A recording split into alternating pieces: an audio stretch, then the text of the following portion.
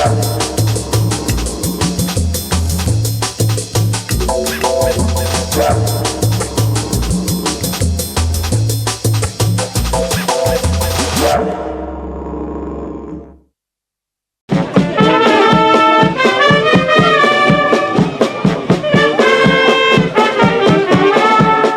22 juillet 2000 fut un week-end historique pour les joutes languedociennes, et plus particulièrement pour les jouteurs agatois.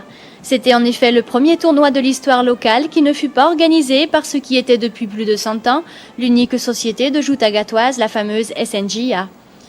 La création d'une nouvelle société avait soulevé une réelle émotion, certains voyant en ce nouveau pavois l'émergence d'une dissidence, voire d'une rivalité entre les deux sociétés. Cette société, elle s'est montée parce que les jeunes jouteurs ne se sont pas entendus avec la CNJA et sont partis à l'extérieur. Donc ils joutaient à Béziers, à Sète, à Marseillan. Et pour revenir chez eux, ils ont voulu créer une société. Ils m'ont choisi comme président, comme j'étais un ancien champion. Et ils n'ont pas voulu retourner à la CNJA.